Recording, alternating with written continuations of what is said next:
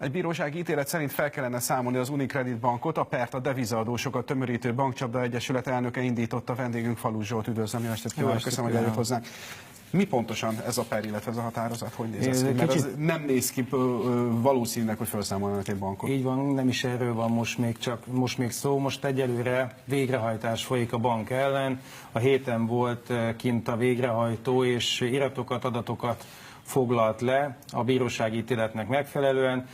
Nézze, arról szólt a peres eljárás, hogy én 2007-ben egy devizitel szerződést kötöttem, és a bank a devizahitelezés kockázatait és annak a kezelésének a költségét rám áthárította. Nekem ez volt az álláspontom. Azonban ez csak úgy lehetséges, hogyha a bank különböző üzleti partnereknek az én személyes adataimat átadja.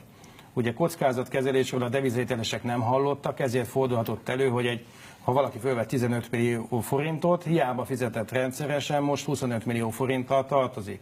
Én meg azt állítom, hogy a kockázatkezelés miatt, ugye különböző biztosítékok tartoztak a szerződésekhez, a bankokat akkor sem éri veszteség, ha az adós bedől, fizetésképtelenné válik.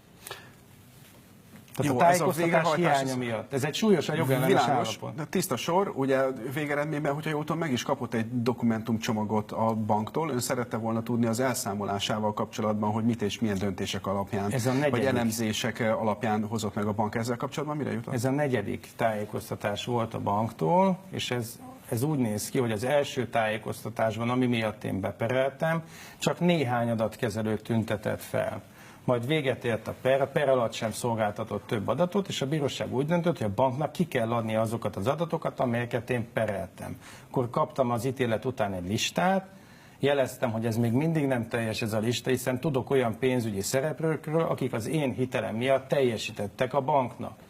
Majd a lista bővült. Bocsánat, hogy néz ez ki? Mert ha beleveszünk nagyon részletekbe, akkor persze nagyobb folyamatokat nehezebben tudunk megbeszélni, de azért itt, amiket mondott, olyan fogalmak, amelyeket tisztázni kell. Tehát mi az, hogy pénzügyi szereplő teljesített ön helyett, az ki volt, ki milyen adatokat kapott, az ön hitelszerződésére? Az a helyzet, hogy picit közérthetően úgy néz ki a dolog, hogy ez egy pénzügyi kaszkó tartozott ezekhez a szerződésekhez, így egyszerű elmagyarázni a hétköznapi ember számára, és ha nagyon részletesen kívánom elmagyarázni, akkor úgy néz ki a dolog, hogy a kölcsönszerződés fedezete, jelzálog hiteleknél nem az ingatlan volt, hanem maga a követelés a fedezet.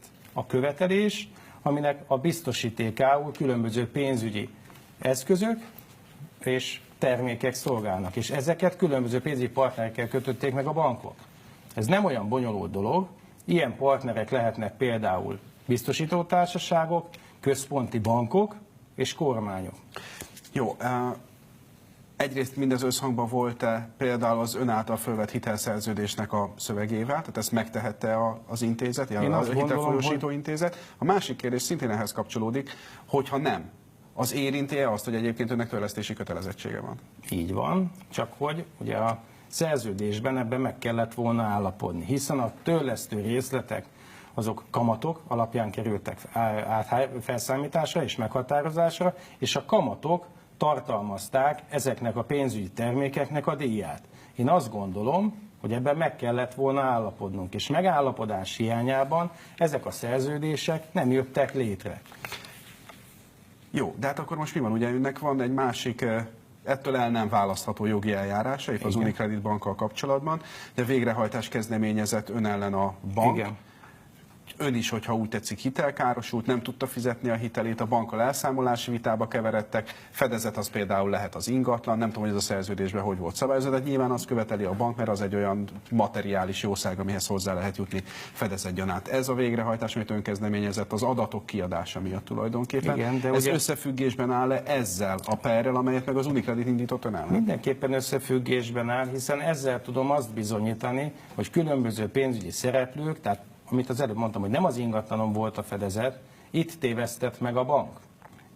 Hiszen a banknak teljesen közömbös, hogy az árfolyam miatt az ingatlan követelésének már nem fedezete, mert a követelés fedezete eredetileg sem az ingatlanon volt. 100%-ban nem az ingatlan volt, vagy részben azért az ingatlan biztosította a követelés fedezetét? Az ingatlan fedezetét? nem tudja követni a deviza árfolyamok mozgását. Ezért a banknak, például a jelzálog hitelintézeteknél törvény írja elő, hogy ezeket a kockázatokat kezelni kell. De ezeket a kockázatokat, ha az én költségemen kezelte, ezt a szerződésben fel kellett volna tüntetni, és ebben meg kellett volna állapodni. Jó, ön most tudja fizetni a hitelét? Természetesen nem tudom fizetni a hitelemet, összegszerűen csak, hogy érzékeljük, hogy mennyire megmentették a devizahiteleseket, 13 millió forintot vettem fel, 3,5 év alatt hetet fizettem vissza, és még egy 40 millió forintot követel tőlem a bank.